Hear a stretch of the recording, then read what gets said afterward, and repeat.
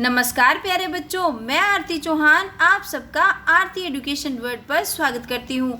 बच्चों, आज की इस वीडियो में हम आपकी कक्षा 9 की हिंदी विषय की जो कार्यपत्रक आया है, कार्यपत्रक नंबर 26 और जिसकी दिनांक है 2 सितंबर 2020, उसको पढ़ेंगे, समझेंगे और सारे के सारे प्रश्नों का उत्तर भी देंगे। प्यारे बच्चों, ये जो आपका कार्यपत्रक आया है ये आया है रसखान का। हम रसखान के समय्य पढ़ रहे हैं और ये जो समय्य आया है अंतिम समय्य है। इसमें रसखान जी ने, जो रसखान कवि हैं, उन्होंने श्री कृष्ण की मनोहर मुरली की जो धुन है और उनकी जो सबको सम्मोहित करने वाली जो उनकी मुस्कुराहट है उसका वर्णन करा है। और उन्होंने गोपियों का मजबूरी भी बताई है, उनकी व्यवस्था का वर्णन भी किया है कि गोपियाँ अगर चाहे भी तो श्री कृष्ण से प्रेम किए बिना रह नहीं सकती, उनके प्रति आकर्षित हुए बिना नहीं रह सकती। तो इतना ज़्यादा आकर्षण है श्री कृष्णा में। चलिए अब पढ़ लेते हैं ये क्या कह रहे हैं इस समय्य में। अब ये कहते हैं रसखान जी, काननी दे उंगरी रहिबो जब ही मुरली धुनी मंद बजी है।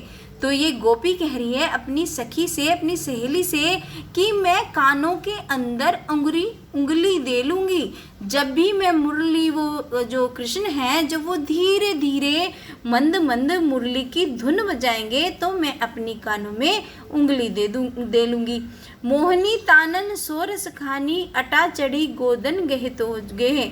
और मैं क्या करूँगी, जब वो अटारी पे चढ़कर, ऊपर चढ़कर जब वो मुरली की तान छेड़ेंगे जिससे मैं उससे क्या ना हो सकूँ, आकर्षित ना हो सकूँ, जब वो अपना लोकगीत गाएंगे तो वो कहती हैं कि मैं अपनी कानों में उंगली देकर बैठूंगी। ठीक है, आगे बोलती है, टेरी कहो सिंगरे ब्रज लोगनी काली कहूँ कितनो समझो है। और वो बोलती हैं कि मैं सारे के सारे सिंगरे ब्रज लोगनी, सारे के सारे ब्रज के लोगों से ये कहना चाहती हूँ, ये बताना चाहती हूँ, पुकार पुकार के कहना चाहती हूँ कि कल कोई मुझे कितना भी समझा ले, कुछ भी कर ले, और अगर मैंने श्री कृष्ण की मुस्कान को देख लिया तो फिर मैं अपने को संभाल नहीं पाऊंगी, मैं उनके वश में हो जाऊंगी। फिर आगे बोल रही है गोपी, माय रीवा मुख की मुस्कानी समरी न जेहे न जेहे न जेहे। कि माता या मेरी माँ, मैं क्या बताऊँ आपको कि उनकी अगर मैं मुस्कान देख लूँ वो इतना आकर्षित करती है, उसके प्रति इतना मैं खिंची चली आती हूँ और इतना प्रेम का भाव आता है मेरे अंदर कि वो जो प्रेम है, वो जो सुख है, वो मुझसे संभाला नहीं जाता, संभारी न जाए, नहीं जाता नहीं जाता नहीं जाता, है ना। तो वो ये बोल रही है गोपी कि वो विवश है श्री कृष्ण से प्यार करने को, अगर वो चाहे भी तो वो श्री कृष्ण से प्रेम करना छोड़ नहीं सकती। देखिए बच्चों, इसमें ये शब्दार्थ भी आए हैं, बहुत ही इजी है और बहुत ही सुंदर पंक्तियाँ हैं। आप इसे पढ़ेंगे तो बिल्कुल अच्छे से आपको क्लियर हो जाएगा और जो मैं आशा करती हूँ जो मैंने पढ़ा है वो भी आपको समझ आया होगा। चलिए अब देख लेते हैं इसके प्रश्न उत्तर।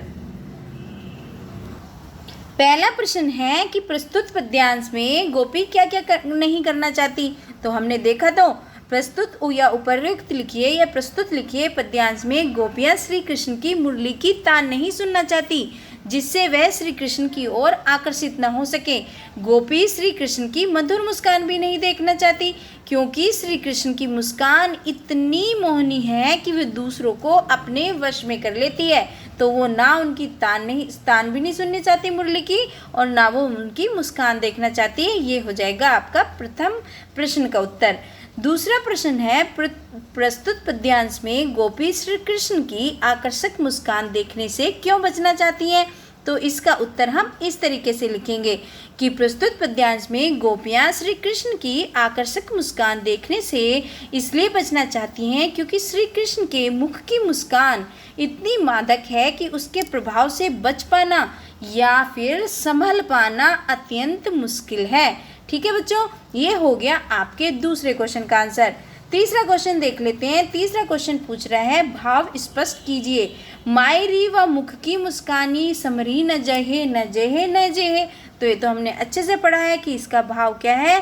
इस पंक्ति के माध्यम से कवि रस खान ने मोहनी छवि का वर्णन किया है श्री कृष्ण की, कि श्री कृष्ण की मधुर मुस्कान इतनी मोहित करने वाली है, अगर कोई चाहे भी तो चाह कर भी श्री कृष्ण के प्रति आकर्षित होने से खुद को रोक नहीं सकता, और उससे जो प्रसन्नता मिलती है उस उतनी है कि उसको हम संभाल नहीं सकते।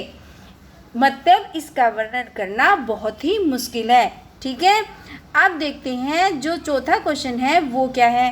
प्रस्तुत पद और शब्दार्थ में जो उनकी अपनी पसंद से आपको किन्हीं भी 5 शब्दों के वाक्य बनाने हैं। कोई भी 5 शब्द चुनिए और उनको वाक्य में बनाइए। तो देखिए, आपकी हेल्प के लिए मैंने ये कुछ शब्दों का 5 शब्दों का इस तरीके से बनाया है। पहला शब्द लिया है मुस्कान। अपने घरों में लगे फूलों को देखकर मेरे मुंह पर मुस्कान आ जाती है ना, है ना अच्छा सेंटेंस। चलिए दूसरा देखिए, मधुर। मेरी मम्मी बहुत मधुर भजन गाती हैं। देखिए ये इतनी काट लीजिए, ये एक्स्ट्रा है। मेरी मम्मी बहुत मधुर भजन गाती हैं। समस्त, समस्त का क्या बना सकते हैं, मेरे परिवार के सभी सदस्य बहुत मिलनसार और कठिन परिश्रमी हैं। ये इसको यहाँ पे करिए समस्त, है ना। समस्त हमारा वाक्य में आना चाहिए, तो हम क्या लिखेंगे, मेरे परिवार के सभी की जगह, सॉरी ये आपका इसकी जगह नहीं आएगा, समस्त, सभी की जगह पे आप समस्त कर लिए। मेरे परिवार के समस्त सदस्य बहुत मिलनसार और कठिन परिश्रमी हैं। अब देखते हैं आकर्षक का क्या बना सकते हैं। मेरी अध्यापिका का पढ़ाने का तरीका बड़ा आकर्षक है ना। और सुख, सुख का भी बना देंगे हम। मनुष्य को जीवन में सुख दुख दोनों ही भोगने पड़ते हैं। तो प्यारे बच्चों, ये था आज की आपकी वर्कशीट का सलूशन, और मुझे आशा है कि आपको ये बहुत अच्छे से समझ आई होगी। और अगर मेरी वीडियो से आपको हेल्प मिली है तो प्लीज़ वीडियो को लाइक ज़रूर करें, और बच्चों चैनल को सब्सक्राइब कर लेना इस तरह की और वीडियो देखने के लिए, और अपने सभी दोस्तों को भी भेजना बिल्कुल ना भूलें, क्योंकि उन्हें भी तो इसका लाभ मिलना चाहिए। चलिए, थैंक यू।